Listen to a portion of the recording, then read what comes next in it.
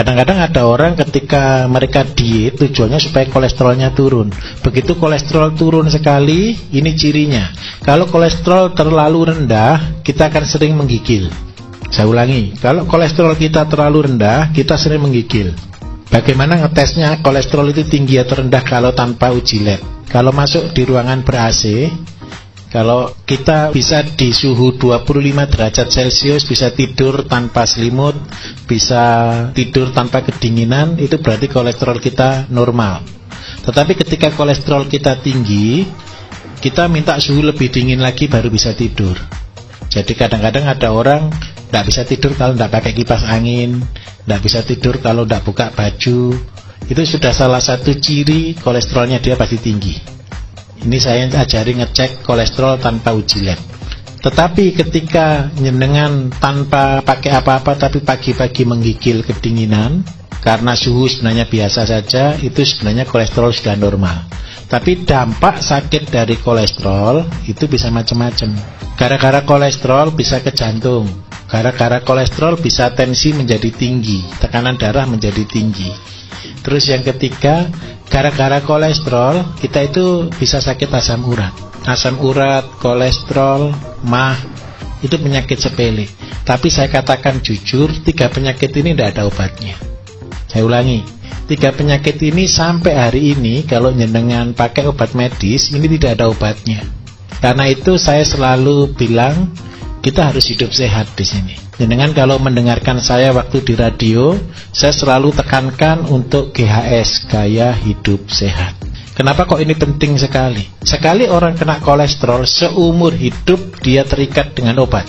Sekali orang kena asam urat, seumur hidup dia butuh obat. Nah, karena itu mari betul-betul diperhatikan supaya ini betul-betul lebih pas seperti itu ya. Bagaimana cara mengatasi kolesterol? Yang pertama, yang tidak boleh dimakan kalau kita kena kolesterol adalah yang berlemak. Seluruh lemak itu tidak baik. Ada lemak kaku, ada lemak tidak kaku, ada lemak warna kuning, ada lemak warna putih. Sama-sama tidak baik. Satu-satunya lemak di dunia yang menyehatkan itu lemaknya ikan. Lemak ikan itu adalah lemak yang tidak jahat, tapi itu yang dibutuhkan oleh tubuh. Lemak ikan itu nanti mengandung omega 3 dan omega 7 dan omega 9. Itu ada di lemak ikan. Tetapi kalau lemak-lemak binatang di darat seperti lemaknya ayam, lemaknya kambing, lemaknya sapi, itu semua adalah racun. Jadi minta tolong kalau beli bakso, kalau bapak ibu mau jual bakso, kalau mau betul-betul niat ingsun untuk betul-betul cari barokah untuk nolong orang, kalau masak apa-apa lemaknya dibuang saja. Lupa enaknya itu di lemak, ya enaknya di mulut tapi penyakitnya seumur hidup. Betul kan ya? Enak di mulut, betul. Waktu makan tuh enak. Apalagi kalau bakso ada lemaknya mengkilat timbul-timbul begitu toh. Nikmat sekali. Tapi ingat baik-baik, nikmatnya cuma hari itu, tapi nanti sakitnya seumur hidup. Pilih mana? Karena itu saya nyatakan pilih yang sehat. Nah, jadi hindari lemak. Terus yang kedua, minyak. Minyak kita, ya ini sedih saya sebenarnya.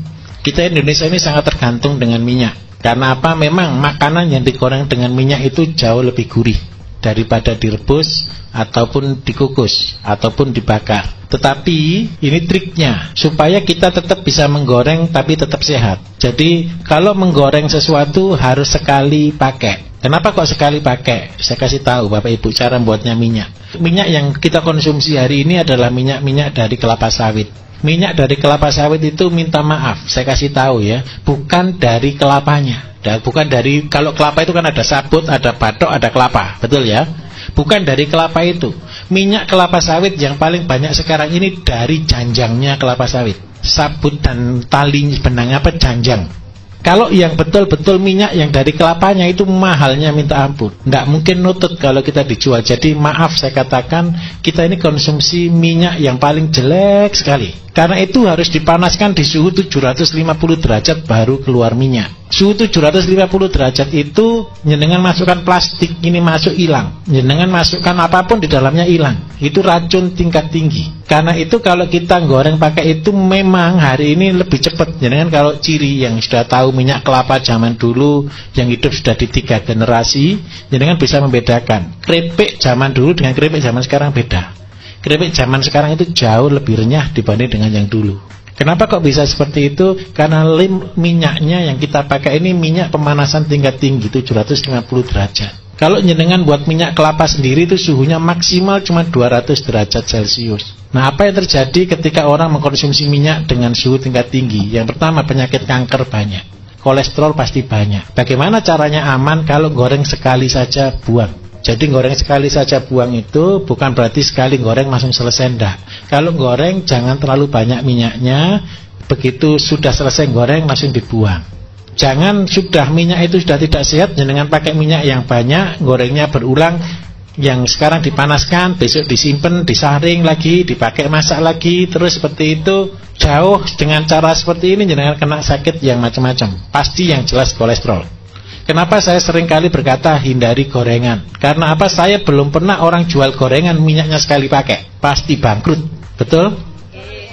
Karena itu ya minta maaf, saya harus ngomong jujur di atas benar. Jadi itu kenapa saya tidak setuju dengan gorengan. Terus yang ketiga, hindari kerupuk. Kenapa kok kerupuk? Kerupuk itu bahannya cuma ada 3, saudara. Yang paling penting ada tepung, ada minta maaf, ada penyedap, ada garam. Terus yang ketiga digoreng pakai minyak. Nah, minyak aja sudah sumbernya penyakit, ditambah garam dan penyedap. Ini juga sumbernya penyakit. Karena itu ya memang enak. Baru di Jawa ini loh, saudara, kita bisa makan ikan kerupuk. Yang hebat lagi satu, saya di pulau-pulau seluruh Indonesia saya sudah datangi, hanya orang Jawa yang makan kerupuk. Ini konyol. Udah enak, memang enak. Di luar Jawa tidak ada ikan kerupuk. Ikan itu ikan laut kan gitu toh. Hanya di Jawa ini ada ikan tempe dan ikan kerupuk. Duh, iya, ikan tahu. Bukan saya anti kerupuk, tidak. Alangkah baiknya kita cari yang sehat. Boleh kerupuk goreng pasir gitu ya, cari yang bagus. Terus yang kedua, kalau usahakan tanpa penyedap dan tanpa garam yang tinggi.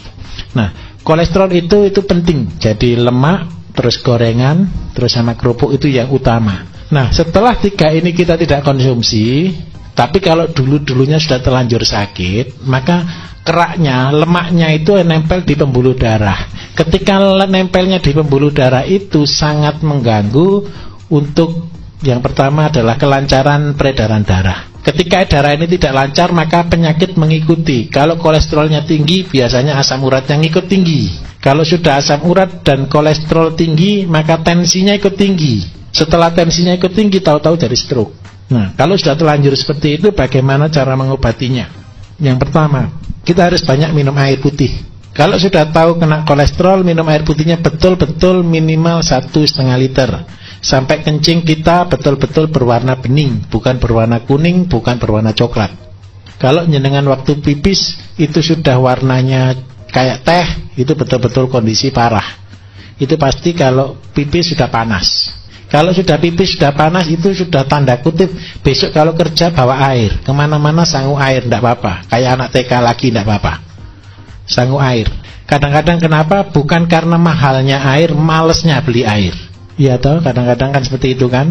Mending kok gitu, kadang-kadang di rumah aja mau minum aja kadang-kadang malas kok. Jadi lebih baik airnya dibawa kemana-mana biar ingat. Jadi kalau bisa berapa banyak 1 botol yang isi 1,5 liter, ketika minum bawa itu kemana-mana langsung diminum terus. 1 hari minimal harus habis 1 botol. Terus yang kedua, jalan satu-satunya untuk membersihkan lemak di dalam peredaran darah, kita harus makan makanan-makanan yang mengandung lemak pengurai. Lemak pengurai itu ada di mana? Lemak pengurai yang pertama, bagi kolesterol, usahakan makan buah yang mengandung lemak. Contohnya apokat. Jadi Bapak Ibu yang penderita kolesterol, usahakan 1 minggu bisa makan apokat minimal 1 kali. Syukur-syukur bisa 2 kali. Itu untuk membakar. Jadi lemak yang baik itu untuk melawan lemak yang tidak baik. Kemudian yang kedua, harus dibuka salurannya. Membuka salurannya itu dengan cara apa? Paling gampang ada 2. Kenapa sih saya sarankan 2? Kalau bahan dari luar negeri banyak sekali, tapi 2 tanaman yang saya pakai andalan itu seledri dan kacang panjang. Itu sudah luar biasa. Saya kasih kesaksian Bapak Ibu. Teman saya gagal ginjal, sudah setiap minggu dia sudah cuci darah sudah 2 kali. Kemudian dia betul-betul taat. Jadi dia betul-betul taat melakukan semuanya. Terus saya resume, saya kasih petunjuk untuk dia pakai 1 hari 1 ikat seledri diminum 1 hari. 1 hari. Jadi dalam waktu 6 bulan dia sudah lepas dari cuci darah sama makan sukun. Itu sepele. Mungkin Bapak Ibu sudah sering kali dengar ini. Cuman satu kadang-kadang tidak taatnya itu loh. Ketika jenengan taat, saya yakin pasti berhasil. Dan harusnya ketika jenengan mengikuti apa yang saya ajarkan di radio, semuanya sudah pinter semua. Jadi minta maaf, jangan jadi dukun tapi jangan jadi dukun, jadilah manusia sehat. Jadi kan semua resep kan ada di sana. Itu tadi. Jadi seledri dan kacang panjang. Apa cirinya? Seledri itu bentuknya pipa, kacang panjang itu bentuknya otot. Jadi kacang panjang itu adalah nutrisinya otot, seledri itu untuk membuka saluran di pembuluh darah. Itu caranya kalau kita menganalisa satu bahan. Ngerti nggih? Seledri kan kayak pipa toh? Itu memperlancar peredaran darah. Jadi jenengan kalau punya bahan macam-macam silakan berkreasi, tidak apa-apa. Oh ini bentuknya kayak otak, oh ini bentuknya kayak hati, oh ini bentuknya kayak pankreas atau kayak empedu, kayak lambung. Silakan boleh berkreasi. Itu caranya seperti itu. Nah, tinggal sekarang nutrisinya untuk otot. Otot itu neuro, saraf itu otot itu digerakkan oleh saraf, saraf itu neuro ya. Neuro ada makanannya sendiri.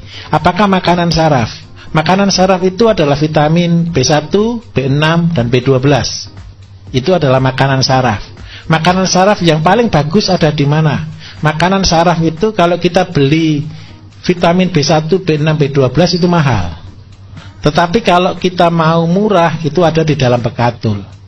Kenapa saya sarankan mesti pakai bekatul, mesti pakai tajin? Karena apa? Disitulah makanan saraf kita. Jadi kalau saraf kita digelontor, dibersihkan, tapi dia tidak ada makanannya, lama untuk koneknya, lama untuk pemulihannya. Nah itu caranya. Jadi sudah jelas kira-kira? Sangat jelas.